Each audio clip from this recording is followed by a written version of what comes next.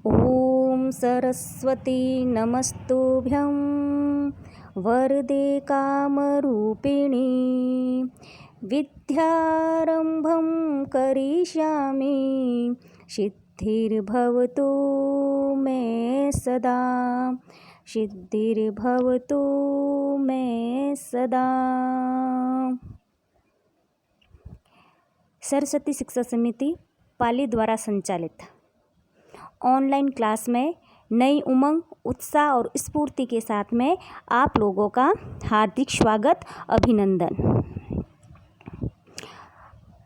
आज मैं कक्षा 9वीं विशेष संस्कृत का नए अध्याय के साथ यानी पंचम पाठ सुक्ति मोक्तिगम अर्थात शुक्ति रूपी मोती के बारे में अध्यापन कार्य करवाऊंगी।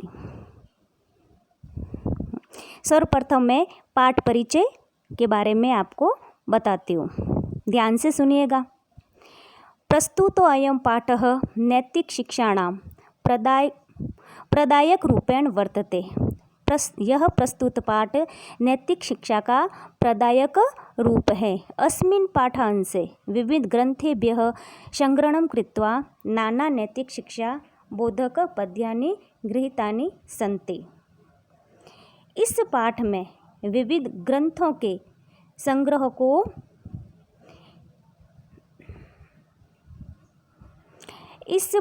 विभिन्न ग्रंथों को संग्रहित करके विविध नैतिक शिक्षा बोधक पद्यों का संकलन किया गया है। अत्र सदाचरणस्य महिमा, प्रियवाण्याः आवश्यकता, परोपकारिणां स्वभावः, गुणोर्जनस्य प्रेरणा, मित्रता स्वरूपम, श्रेष्ठ संगते प्रशंसा तथा च सत्संगते प्रभाव इत्यादीनि विषयाणां निरूपणम् अस्ति। अर्थात यहाँ पर सदाचार की महिमा, प्रिय वाणी की आवश्यकता, परोपकारियों का स्वभाव, गुणों के अर्जन की प्रेरणा, मित्रता का स्वरूप, श्रेष्ठ संगति की प्रशंसा तथा सत्संगति के प्रभाव के विषय में निरूपण किया गया है। संस्कृत साहित्ये नीति ग्रंथानां समृद्धा परंपरा दृश्यते। संस्कृत साहित्य में नीति ग्रंथों की समृद्ध परंपरा दिखाई देती है। तत्र प्रतिपादित शिक्षाणाम् अनुगमनं कृत्वा जीवन साफल्यं कर्तुं शक्नुमः। वहाँ पर प्रतिपादित शिक्षा का अनुगमन करके जीवन को सफल बनाया जा सकता है। अर्थात नैतिक शिक्षा को ग्रहण करके हम अपने जीवन को सफल बना सकते हैं। इसमें आपको क्रतुम शब्द दिखाई दे रहा है जिसमें क्री धातु और तुमुन प्रत्यय है। सर्वप्रथम जो श्लोक है वो हमारे सदाचार से संबंधित है। वृतं यत्नेन संरक्षेद वित्तमेति च याति च अक्षीणो विततः क्षीणो वृतस्तु हतो हतः। इस श्लोक में सदाचार चरित्र के बारे में बताया गया है। अब मैं इस श्लोक का अन्वय बताती हूँ। अन्वय का अर्थ होता है उस श्लोक को क्रम से जमाना। जैसे हम हिंदी अनुवाद करते हैं वैसे ही उसका अन्वय किया जाता है ताकि श्लोकों का हिंदी अनुवाद करने में सरलता रहे। ध्यान से सुनिएगा। अन्वय शब्द जो है इसमें ये जो आप लोग अन्वय शब्द देख रहे हो इसमें अनु धन अय यानी यण संधि का प्रयोग किया गया है। वृतम यत्नेन शरक्षेद वितम च याति च वितत तु अक्षीणः किंतु वृततः क्षीणः हतः हतः। पहले इसके कठिन शब्दार्थ देखिए। वृतम का अर्थ होता है आचरण, चरित्र। यत्नेन का अर्थ होता है प्रयत्न पूर्वक। संरक्षेद का अर्थ होता है रक्षा करनी चाहिए। वितम का अर्थ है धन। एति का अर्थ है आता है। याति का अर्थ है जाता है। अक्षीणः नष्ट न हुआ, हतः यानी नष्ट हुआ। एक बार ध्यान से पहले इस श्लोक का हिंदी अनुवाद सुनिएगा। मनुष्य को चरित्र की प्रयत्न पूर्वक रक्षा करनी चाहिए। धन तो अस्थिर होता है, अर्थात आता जाता रहता है। धन के क्षीण होने पर वह क्षीण नहीं होता, अपितु यानी कि वो दरिद्र नहीं होता है, गरीब नहीं होता है, परंतु चरित्र के क्षीण होने पर निश्चय ही उसका विनाश हो जाता है। अर्थात मनुष्य को अपने चरित्र की, अपने आचरण की और सदाचार की हमेशा रक्षा करनी चाहिए, क्योंकि धन आज है कल नहीं हो। इस दुनिया ने राजा को रंग से रंग को राजा बनते हुए देखा है। एक कहा भी गया है कि धन गया कुछ भी नहीं गया, शरीर गया थोड़ा सा गया, परंतु चरित्र चला गया सब कुछ चला गया। तो हमेशा अपने चरित्र की प्रयत्न पूर्वक रक्षा करनी चाहिए। दूसरा श्लोक, श्रूयतां धर्म सर्वस्वं श्रुत्वा चैव अवधार्यताम् आत्मनः प्रतिकूलानि परेषां न समाचरेत्। यह जो श्लोक है वह विदुर ने, पहला वाला श्लोक था आपने जो चरित्र के बारे में पढ़ा था वह मनुस्मृति से लिया गया था, और अब ये जो श्लोक है वह विदुर नीति से लिया गया है। और आप सभी जानते हो अभी कोरोना काल में आप लोगों ने देखा है महाभारत, है ना। विदुर कितने विद्वान थे, नीतिज्ञ थे, राजनीतिज्ञ थे और कड़वा सत्य बोलने वाले थे। तो उन्होंने इस श्लोक में धर्म के बारे में बताया है। तो सबसे पहले इसका अन्वय देखिए, धर्म सर्वस्वं श्रूयतां च श्रुत्वा अवधार्यताम् आत्मनः प्रतिकूलानि परेषां न समाचरेत। पहले इसके कठिन शब्दार्थ देखिए, श्रुत्वा यानी सुन करके, इसमें जो ये श्रुत्वा शब्द है श्रु धातु है और त्वा प्रत्यय है। अवधार्यता यानी धारण कीजिए, आत्मनः यानी स्वयं से, प्रतिकूलानि यानी विपरीत, परेशान यानी दूसरों के, और न समाचरित का अर्थ है नहीं करना चाहिए। एक बार इसका हिंदी अनुवाद देखिए, मानव को धर्म का सार सुनना चाहिए, उससे सुनकर मन में धारण करना चाहिए तथा स्वयं के प्रतिकूल आचरण के प्रति आचरण नहीं करना चाहिए। अर्थात मनुष्य को हमेशा जो धर्म है उसका सार सुनिए, ठीक है। जैसा हम अपने प्रति आचरण करते हैं वैसा ही दूसरों के प्रति भी करना चाहिए। यानी हम अपने को हानि पहुंचाते हैं क्या? नहीं, तो आप दूसरों को हानि पहुंचाने की सोच भी नहीं सकते, ठीक है। और अभी देखो थोड़े दिन पहले हमारे विद्या भारती का भी गीत बना था कि धर्म कर्म के चरण पड़े हैं धरती पर इंसान के, सदियों के पश्चात आज फिर स्वर गूंजे निर्माण के, स्वर गूंजे निर्माण के। एक छोटी सी बात और बताऊं कि अभी जो समय चला था, है ना, कोरोना काल का, एक छोटा सा सूक्ष्म सा जीवाणु आया था हम सबको परेशान करने के लिए। तो उसने भगवान से सवाल किया, पता है क्या किया? सवाल किया कि भगवान देखिए मैं इतना छोटा सा जीव हूँ, फिर भी तुम्हारे मंदिर को मैंने बंद करवा दिया, तुम्हारे कपाट तुम्हारे दरवाजे सब मैंने बंद करवा दिए।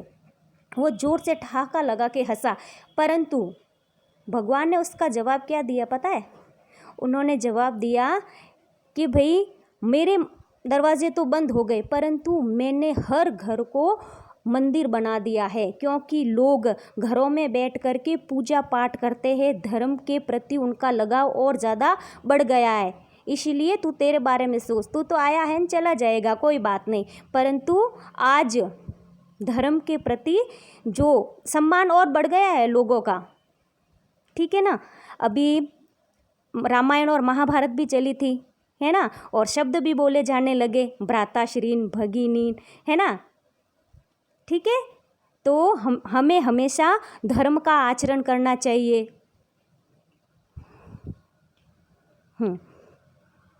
इसके पश्चात जो तीसरा श्लोक है, बड़ा ही प्यारा श्लोक है, प्रिय वाक्य प्रदानेन सर्वे तुष्यन्ति जन्तवः तस्मात् तदेव वक्तव्यं वचने का दरिद्रता। ये श्लोक चाणक्य नीति से लिया गया है। आपको पता है चाणक्य के बारे में तो आप लोगों ने पढ़ा है।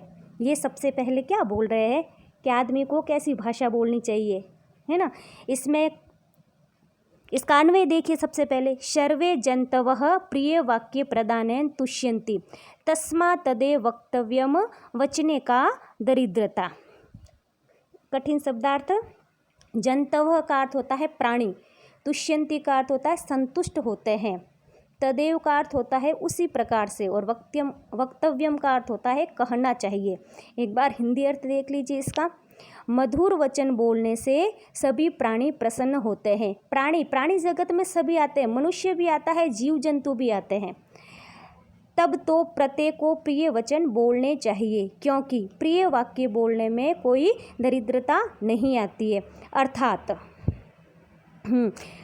अगर आपको दूसरों को प्रसन्न करना है तो आपको कोई भी काम करवाना है तो मधुर वचन तो बोलने ही पड़ेंगे। अगर आप गुस्से से किसी को बोलोगे कि भाई ये कार्य कर, तो कर सकता है क्या? नहीं करेगा, चाहे वह इंसान हो चाहे कोई जानवर भी हो। तो हमेशा अपनी मधुर वाणी से सबको प्रसन्न रखने चाहिए। भाई अच्छे वचन बोलने से, प्रिय वचन, मधुर वचन बोलने से क्या कभी दरिद्रता आती है क्या? नहीं आती है।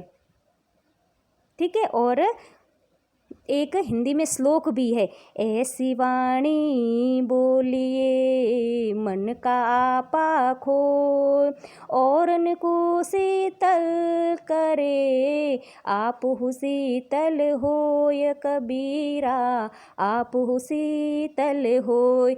तो आज से अगर आपको गुस्सा आता है ना, तो गुस्से को छोड़ देना और प्रिय वाक्य बोलना सबसे।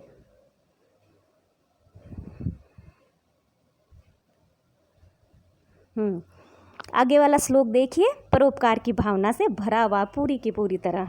पीबन्ति नथ्य स्वयं नम्ब स्वयं न खादन्ति फलानि वृक्षा नादन्ति शस्यं खलु वारिवाह परोपकाराय सतां विभूतयः। सबसे पहले अन्वय देखिए इसका। नद्यः स्वयमेव अम्बः न पिबन्ति, वृक्षाः फलानि स्वयं न खादन्ति, वारिवाराः शस्यं खलु न अदन्ति, सत्ता विभूतयः परोपकाराय भवन्ति न तु आडंबराय।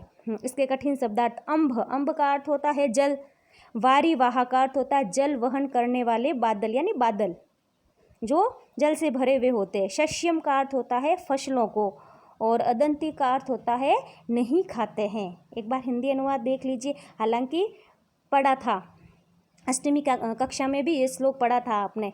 जिस प्रकार नदियाँ अपना जल स्वयं नहीं पीती है, वृक्ष अपने फल स्वयं नहीं खाते हैं, बादल फसलों को कभी नहीं खाते, इसी प्रकार सज्जनों की जो संपत्तियाँ भी परोपकार के लिए होती है। अर्थात नदियाँ अपना पानी स्वयं नहीं पी करके दूसरों को पिलाती है, वृक्ष अपने फल स्वयं नहीं खा करके दूसरों को खिलाते हैं। वैसे ही बादल अपने लिए थोड़ी बरसते हैं, बादल तो जो किसानों के द्वारा उगाई गई फसलें होती है उसके लिए बरसते हैं। बादल क्या वो जो फसलें खाते हैं क्या? नहीं, उसमें भी परोपकार की भावना होती है। इसी प्रकार जो सज्जन लोग होते हैं उनकी जो संपत्तियाँ होती है वो दूसरों के हित के लिए होती है, परोपकार के लिए होती है। ठीक है। अब दो पंक्तियाँ इसके बारे में भी आप सुनना। नदियाँ पिए नहीं अपना जल, वृक्ष न खाए कभी अपने फल। नदियाँ पिए नहीं अपना जल, वृक्ष न खाए कभी अपने फल। अपने तन को मन को धन को दे दू जो को दान रे, वो सच्चा इंसान रे, वो सच्चा इंसान रे। तो आप भी हमेशा परोपकार की भावना से परिपूर्ण रहना, तभी हमारा यह मनुष्य जीवन सार्थक होता है। आपको कितना समझ में आया है? ठीक है ना। वैसे हिंदी अनुवाद लिखा हुआ है तो मैं आपको कुछ प्रश्न दे रही हूँ गृह कार्य के लिए। पहले अगर समझ में नहीं आया तो आप वापस पीछे जाना कि भाई मेरे को ये चीज़ समझ में नहीं आ रही है, उसका हिंदी अनुवाद देखना और फिर इसके और अपने आप करने की कोशिश करना। हिंदी अनुवाद में प्रश्नों का बता देती हूँ अभी। निम्नांकित प्रश्नानाम उत्तराणि लिखत। निम्नलिखित प्रश्नों के उत्तर लिखिए। कस्मात् हतो हतः, क्या नष्ट होने से सब कुछ नष्ट हो जाता है। किम श्रुत्वा अवधार्यताम, किसको सुन कर के धारण करना चाहिए। परेशान कथम न समाचरेत, दूसरों के साथ कैसा व्यवहार करना चाहिए। प्रिय वाक्य प्रदानेन के तुष्यन्ति, प्रिय वाक्य प्रदान करने से कौन संतुष्ट होते हैं। सता विभूतयः कस्मै भवन्ति, सज्जनों की संपत्तियाँ किसके लिए होती है। के स्वयं फलानि न खादन्ति, कौन अपने फल नहीं खाता है। ठीक है, तो मैं आशा करती हूँ कि आपको यह इस श्लोक पसंद आए होंगे। ठीक है, अच्छे से करना। अगर आज का पढ़ाया हुआ आपको समझ में आया, ठीक है, तो आप इस चैनल को लाइक कीजिए, सब्सक्राइब कीजिए, प्लीज़ प्लीज़ प्लीज़। धन्यवाद।